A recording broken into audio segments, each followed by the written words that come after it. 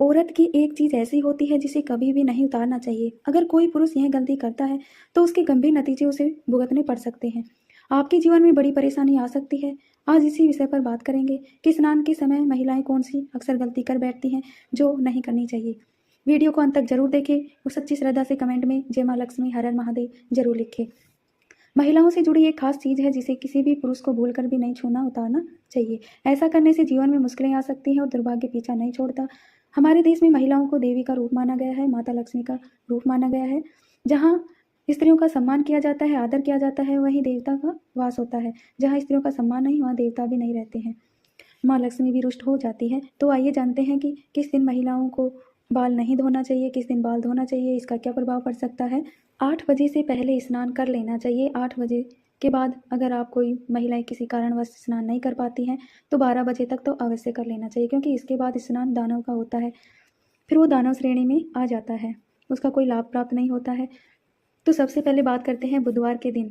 बुधवार के दिन कुंवारी लड़कियों को बाल नहीं धोना चाहिए। अगर कोई कुंवारी लड़की बुधवार के दिन अपने बालों को धोती है तो उसके भाई पर कोई बड़ी आफत संकट आ सकता है जिसका आप अंदाजा भी नहीं लगा सकते।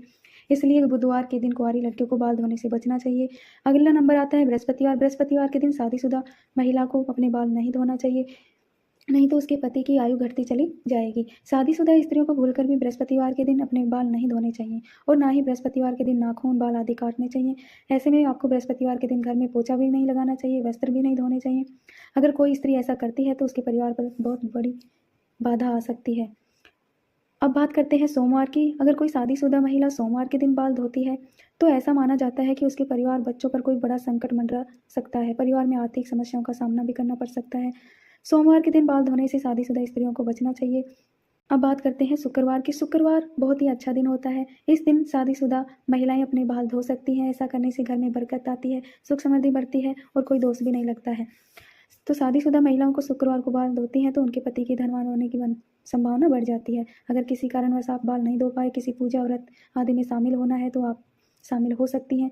बस इसके लिए आपको अपनी मांग में सिंदूर लगाना होगा। शास्त्रों के अनुसार शादीशुदा स्त्रियों की मांग को गंगा का स्थान बेहद पवित्र माना गया है। जब ये स्त्रियां अपनी मांग में सिंदूर लगाती हैं, जो सिंदूर की डब्बी होती है, तो उसको अपने माथे से छुआना चाहिए। माँ पार्वती का ध्यान स्मरण करना चाहिए और ऐसा मैं भी करती हूँ। जब मांग में सिंदूर लगाती हूँ तो सबसे पहले माँ जगदम्बा जगत जननी माँ पार्वती का ध्यान करती हूँ, अपने पति की लंबी उम्र के लिए कामना करती हूँ। तो सभी को माँ पार्वती का ध्यान करके अपनी मांग में सिंदूर लगाना चाहिए। भक्तों, इन बातों का ध्यान रखना हर शादीशुदा महिला के लिए जरूरी है। एक महिला ही अपने घर को संभालती है, उसे उन्नति के मार्ग पर लेकर जाती है। लेकिन अगर महिला कुछ गलत आदतों में अपनाती है तो उसके घर में माता लक्ष्मी का वास नहीं होता है। माँ लक्ष्मी रुष्ट हो जाती है, चली जाती हैं और दरिद्रता का वास हो जाता है। हमेशा धन की कमी बनी रहती है। भक्तों, इन नियमों का पालन करें और अपने घर को खुशहाल समृद्ध बनाइए।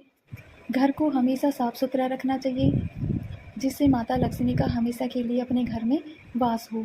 अगर घर को आप साफ सुथरा नहीं रखोगे, कचरा इधर उधर फैला रहेगा तो माँ लक्ष्मी आपके घर में कभी वास नहीं करेगी, वो चली जाएंगी और अलक्ष्मी का वास हो जाएगा। और एक बात, दिन में 7 बार लक्ष्मी घर की चौखट पर आती है। 7 बार आती है लक्ष्मी माता घर में और साथ में अलक्ष्मी भी आती है।